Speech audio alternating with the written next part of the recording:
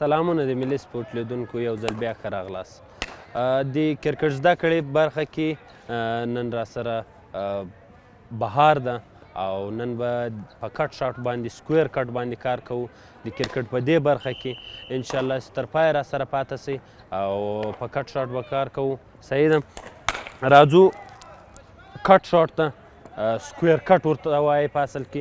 سکوېر کټ نن په سکوېر کټ باندې کار کوو. صحیح ده. سکوېر کټ یو کراس شاټ ده. هغه خپل لاین نه کراس کیږي د پوینټ طرف ته بال څلورو منډو لپاره یا دوه یا د درو منډو لپاره ول کیږي. صحیح ده. سکوېر کټ عموما شارټ ګوډ لاین کې بال پچ کیږي اپ سټمپ طرف ته، پنځم سټمپ کې یا هم شپږم سټمپ کې پچ کیږي او کوشش کوو بیک فوټ سره راسو او بال سکوېر طرف ته ولوبو. صحیح ده.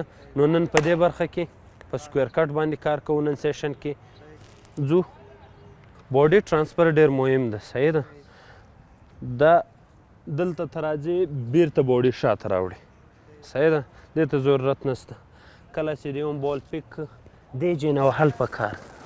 صحیح ده. دا باډي ټرانسفر بیک فوټ ته دا ډېره مهم. صحیح ده. باډي دلته پرېږده بیرته مه راچوه دې خوا. دلته د بیا بیلنس غورځېږي هغه د شارټ رزلټ دې خرابېږي. صحیح ده. راځه.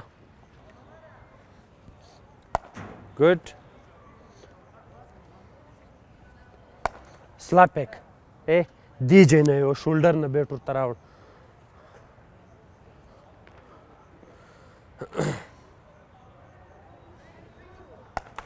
ګډ ګډ. شاباسي. کوشش کوه چې پنجې سره راځه. صحیح ده. پنجې سره راځه چې د تا ویټ بیا دلته پاتې سي. که چېرته پوندې سره راځې ویټ دې بیا شاته راځي. صحیح ده. پنجې سره راځه او کوشش کوه دلته صرف سلایس کوه مه. سلایس کوه یې مه پوره یې ووهه. پوره یې ووهه. صحیح ده. راسه. ګډ ګډ ګډ. میډل سره راوله. ګډ. ښه. ماشاءالله ډېر ښه و. هغه انډرام کې چې موږ راتلو عادي ټکنیک د تا تر یو حده پورې ماشاءالله ښه ولو. اول سیشن و نن د موږ انشاءالله بار بار به کار پې کوو. صحیح ده. اوس دوی وارې وکټ ته پیچنګ سره کار پې کوو. پیچنګ سره باید څنګه دا شاټ وول سي پوره بال هغه د بال لاین پیک سي. صحیح ده. هغه نه بعد بیا شاټ وو. صحیح ده. ګډ.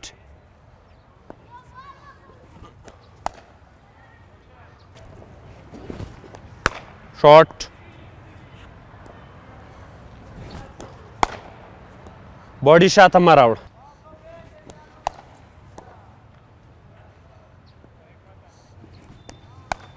شاټ. ډېر ښه.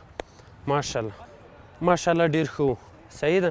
یو مشکل و چې دغه باډي دې شاته راتله دې خواته رالویږي. صحیح ده. دې باندې به کار کوو چې د موږ باډي دلته پاته سي پوره دا فوکس یې دلته راسي. صحیح ده. دلته لاړ نه سي. دلته چې کله لاړو بیلنس مې ولیده هغه نه بعد بیا پوره کنټرول پر دا بال باندې زه نسم راوړی چې د ما پوره فوکس ګوره د دې سترګو نظر مې پوره تر اخره پورې راسي. دلته به بیا پوره کنټرول د ما پر بال باندې او که چېرته د ما باډي دلته منډې وی بیا به کنټرول له لاسه وځي. په دې باندې به تقریبا یو هفته کار کوي. زه بار بار راځم انشاءالله. نیکسټ میچ. ګډ لک.